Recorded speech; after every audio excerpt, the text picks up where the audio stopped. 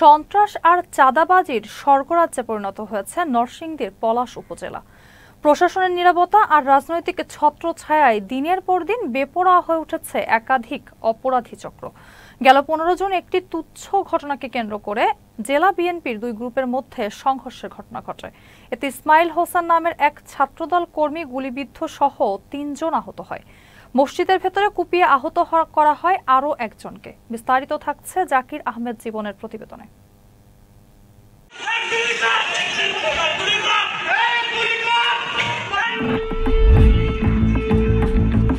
ঘটনাটি গেল 15 জুন নরসিংদী পলাশ উপজেলায়। শোডাউনকে কেন্দ্র করে সহিংসতা ছড়িয়ে পড়ে বিএনপির দুই গ্রুপের মধ্যে। এ সময় গোলাগুলিতে গুলিবিদ্ধ হন ছাত্রদল কর্মী ইসমাইল হোসেন। আহত হন আরও 3 জন। মসজিদের ভেতর পেটানো হয় আরও একজনকে।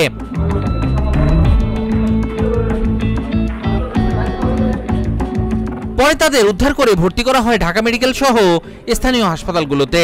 আহতদের দাবি, প্রতিপক্ষ বিএনপি নেতা বাহাউদ্দিন ভূঁইয়া মিল্টন ও আলম মোল্লার সন্ত্রাসী চাঁদাবাজির প্রতিবাদ করায় হামলা চালিয়েছে তাদের সমর্থকরা। আমাকে যখন মসজিদ থেকে ধরে পিটাতে পিটাতে বাহিরে নিয়ে আসার চেষ্টা করে, তখন তারা আমাকে বলে, হ্যাঁ তুই আমাদের পিএস এর বিরুদ্ধে কথা বলিস, পিএস এর বিরুদ্ধে মামলা করেছিস, পিএস এর চাঁদাবাজির বিরুদ্ধে কথা বলিস, পিএস এর অস্ত্রবাজের বিরুদ্ধে কথা বলিস, তোকে আজকে সেই অস্ত্র দিয়ে আজকে শেষ করব, দেখি কে ফিরায়। মনখান স্যারের লোক নাকি পাপন সাব্বির, তারপর আরো কে আছে মিল্টন, এরা নাকি আমার হামলা করছিল জুয়েল কাকার উপর। তখন ওই জুয়েল কাকারে মারধর করছে এবং গুলি করছে। ওই গুলিটা তার বাঁচাইতে গিয়ে আমার বাইকেও করছে তারা। আমার বাইকে ছিল মূলত বাঁচাইতে। তবে এইসব অভিযোগ অস্বীকার করে উল্টো অভিযোগ করেছেন উপজেলা বিএনপির যুগ্ম সাধারণ সম্পাদক বাহাউদ্দিন ভূঁইয়া মিল্টন। আমি কোনো কিছু বিষয় নিয়ে জানি না, আমি ঢাকায় ছিলাম। স্থানীয় পর্যায়ে হয়েছে, সমস্যা করেছে, কারণ সে হচ্ছে জুয়েল হচ্ছে উত্তরা 18 আসনের যে খসরু চৌধুরী, খসরু চৌধুরী আওয়ামী লীগের এমপি, ওর জিএম ছিল। আমি এই ঘটনার সঙ্গে কোনো কিছু সম্পৃক্ততা তো দূরের কথা, কোনো কিছু এই বিষয়ে আমি জানি না, কারণ আমি ঢাকায় ছিলাম।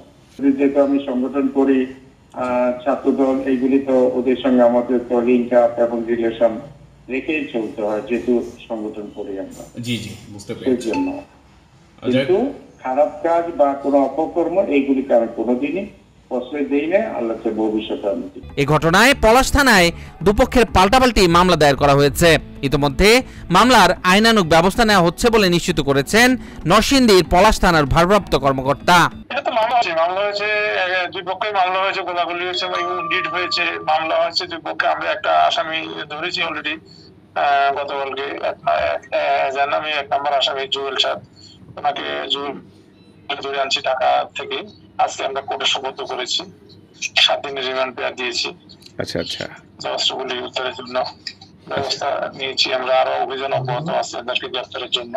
এদিকে গেল বুধবার হামলার ঘটনায় নরসিংদী প্রেস ক্লাবে সংবাদ সম্মেলন করে আরো বেশ কিছু অভিযোগ তুলে ধরেন জেলা বিএনপির সহ সাংগঠনিক ফজলুল কবির জুয়েলের মেজো ভাই হুমায়ুন কবির। বলেন, নির্বাচনী প্রচারণাকালে আলম মোল্লার নেতৃত্বে শতাধিক সন্ত্রাসী ককটেল ও গুলি চালিয়ে জুয়েলকে গুরুতর আহত করেছে। Mosafiz Ruman, channel S news desk.